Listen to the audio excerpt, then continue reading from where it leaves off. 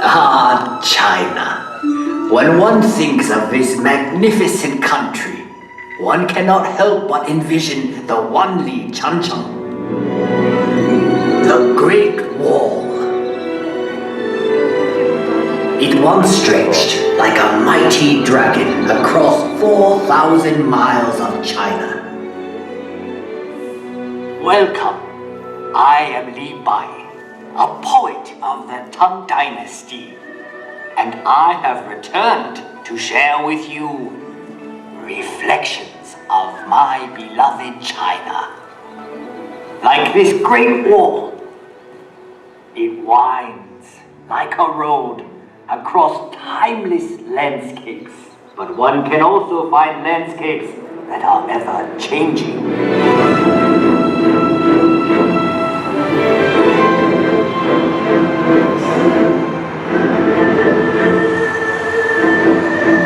Shanghai, a city forever reinventing itself.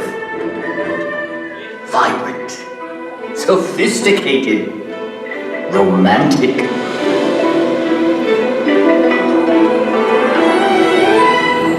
As Shanghai reflects modern China, historic Nanjing Road reflects modern Shanghai. Set your gaze across the Haungpu River and you will find a new China that reaches for the sky. Yet in this city of East meets West, one can still find treasures of Shanghai's stately European influence. Even in the hectic pace of modern China, there is always time for Tai Chi, a tradition that has endured for centuries.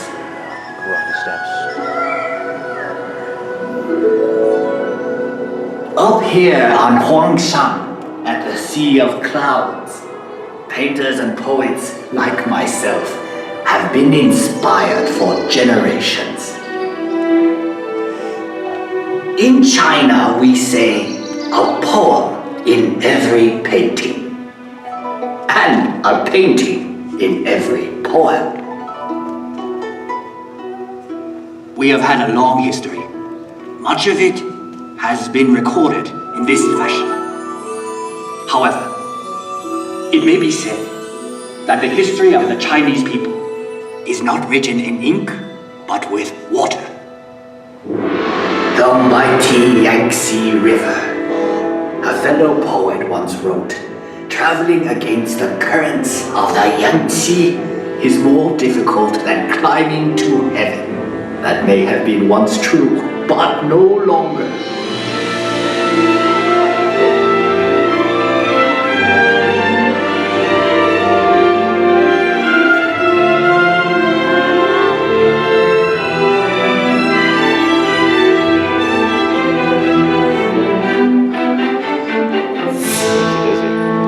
The course of this great river, through mountains and valleys, touches the lives of 500 million Chinese.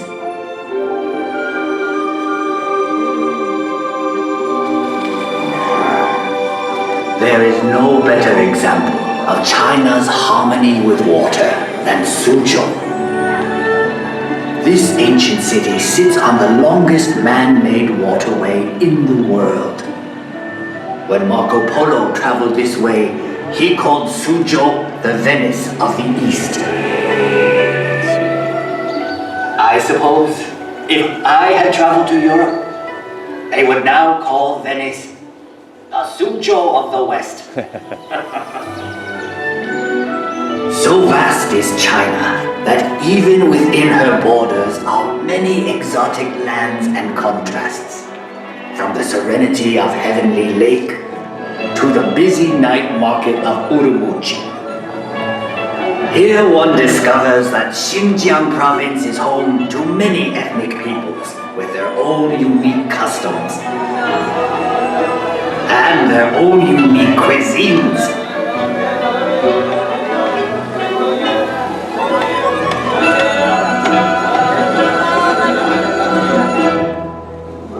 Out here in the Gobi Desert, one still finds travelers on the ancient Silk Road, the same road that over 700 years ago brought Marco Polo to these very gates. The gates of Jiaoyuguan, the extreme western end of the Great Wall.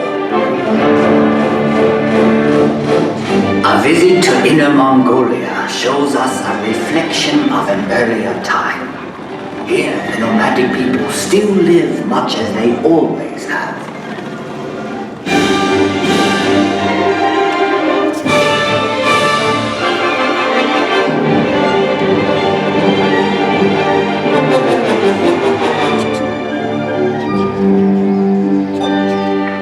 Far to the south is Yunnan Province, home to many of China's national minorities. The cultures of this province are as diverse as the landscape, like the Shilin Stone Forest, one of nature's unique wonders. In the far northeast is Heilongjiang. Although winter here can last 6 months, the people celebrate by carving magical sculptures of ice.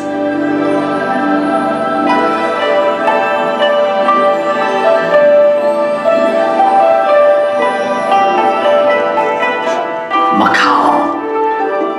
After 400 years, this exotic land of Portuguese charm is once more within China's borders.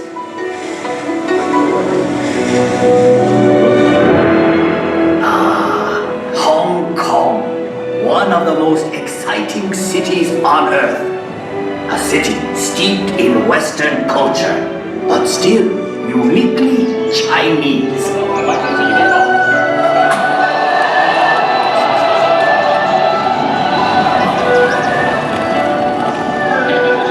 Even Hong Kong's buildings, thrusting ever skyward, reflect the city's vitality.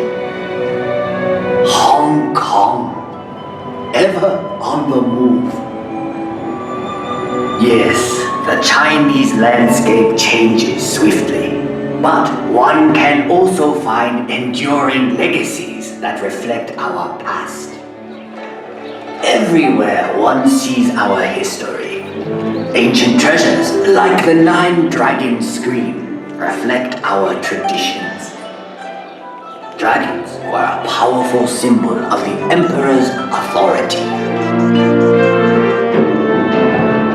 For centuries, the tombs of China's emperors have been watched over by these remarkable warriors of terracotta and these figures of stone. And for 800 years, this intersection of 3 rivers has been protected by a silent sentinel, the giant Buddha of Lishan. One can find a living legacy of China's past in the world-famous Peking Opera.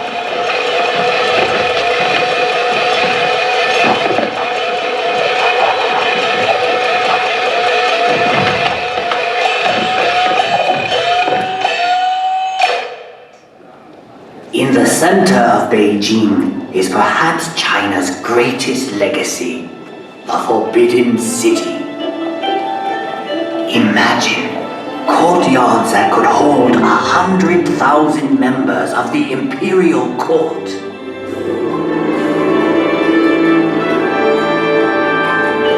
For 500 years, this vast walled city was the home of 24 emperors, the sons of heaven. But today, all the world can pass through this gate.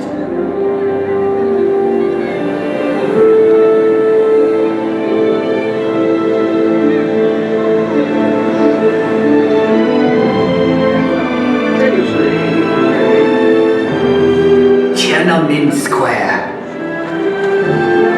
To stand here is to stand at the heart of China.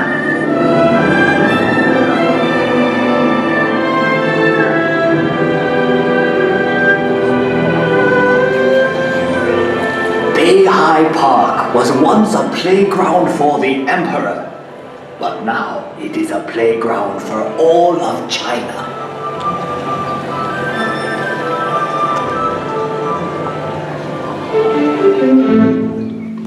I have brought you to a place of unique beauty called Reed Flute Cave. The same forces that shape these pillars of stone have done a more remarkable job directly above us.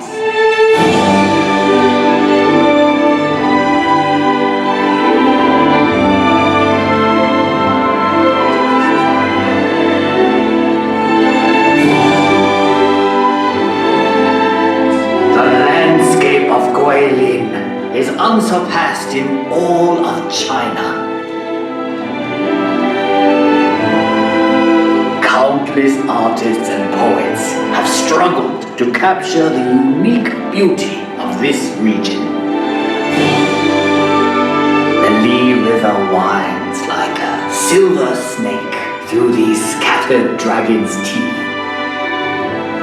I once wrote, "Whoever looks on this loses himself in eternity."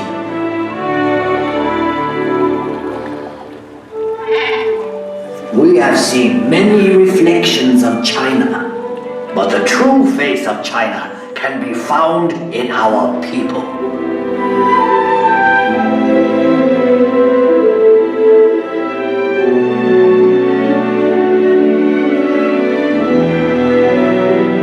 We have now come full circle. Sadly, that means this is where we must part. But I hope you will return to China someday. I'll wave of the hand now, and I am gone. Lowering my head, I dream I am home.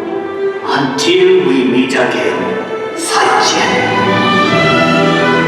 再见 means goodbye in Chinese. Thank you for watching. Hope you have a great day. 谢谢，再见。谢谢，上圈。